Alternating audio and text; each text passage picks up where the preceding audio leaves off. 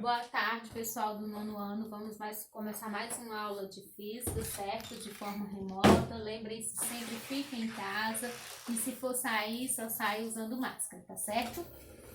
A primeira questão, nós vamos começar a nossa aula, na verdade, corrigindo a atividade que eu passei na aula anterior, tá certo? Então, algumas pessoas ainda estão devendo atividade, aí é só mandar ou no PV ou no aplicativo, tá bom? Então, a primeira questão, na página 139, dizia assim: nas mudanças de estados físicos da água, há apenas mudança no comportamento de suas moléculas. Observe a imagem abaixo. Aí nós temos 1, 2 e 3. Na verdade, aí nós teríamos que ter estado sólido, líquido e gasoso, de acordo com como as moléculas se apresentam. Mas essa questão, ela tem um erro na letra A, porque ele diz assim: numere o estado físico da matéria de forma correta, segundo a descrição. Nessa letra A, ele diz assim: as moléculas se unem mais próximas umas das outras no estado líquido do que no estado sólido. Isso não acontece, é o contrário, elas ficam mais próximas no estado sólido do que no estado líquido. Então, na verdade, aí você ia colocar um para sólido, mas de qualquer maneira essa alternativa estaria errada. Letra B. As moléculas se unem em formações geométricas e ocupam mais espaços no estado sólido do que no líquido, por causa dos espaços vazios deixados entre os átomos. Então, aí você ia colocar o 1, que seria esse desenho número 1, representando o estado sólido.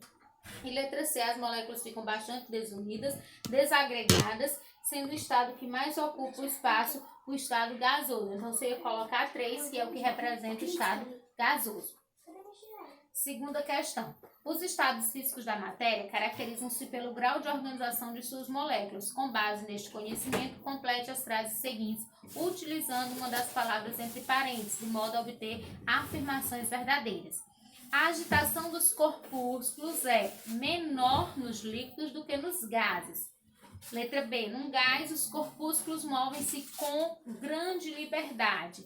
E letra C. Nos líquidos, a liberdade de movimento é maior que nos sólidos. Letra D. Nos sólidos, a organização corpuscular é grande, certo? Agora nós vamos para a atividade da página 146. Primeira questão. Observe o esquema abaixo referente às mudanças de estado físico da água. Identifique as mudanças indicadas pelas setas 1, 2, 3 e 4. Então, você ia dizer o que está acontecendo em 1, 2, 3 e 4. Em 1, nós temos passagem do sólido para o líquido. Então, nós temos uma fusão. Em 2, nós temos passagem do líquido para o gasoso. Nós temos uma vaporização. E, nesse caso aí, é uma ebulição, porque a água está fervendo, não é isso? E em 3, nós temos passagem do líquido para o sólido, então é uma solidificação. Em 4, nós temos passagem do gasoso para o líquido, é uma condensação ou liquefação. Segunda questão, leia o texto. O gelo seco não é composto de água. Isso mesmo, o gelo seco é formado de gás carbônico. Primeiramente, faz-se uma liquefação do gás carbônico num tanque a menos 20 graus Celsius. Depois, elimina-se a pressão de dentro do tanque, consequentemente, há um esfriamento do gás para menos 78 graus Celsius, o suficiente para solidificar o gás carbônico. O gelo em contato com o ar forma uma névoa muito usada em shows. Agora, responda às questões a seguir. Letra A. Qual o ponto de solidificação da água? A temperatura de solidificação do gás carbônico é igual à da água? Não. A solidificação do gás carbônico é menos 78 graus Celsius, enquanto a água tem um ponto de solidificação a 0 graus Celsius.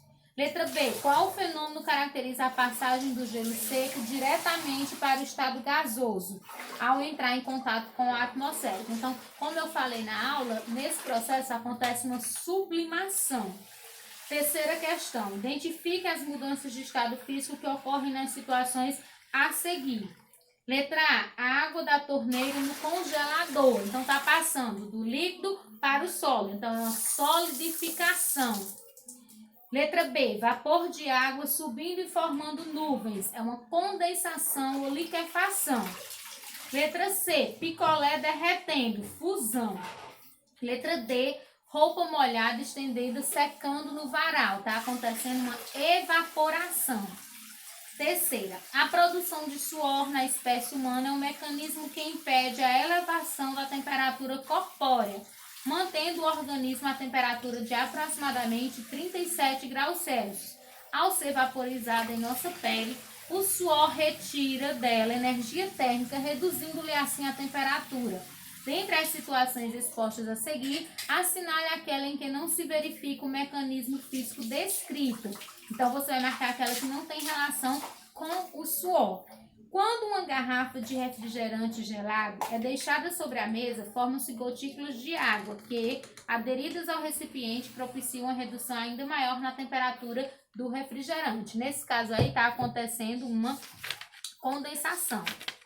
Pronto, nós temos agora a correção da atividade, que eram as questões de marcar, tá certo?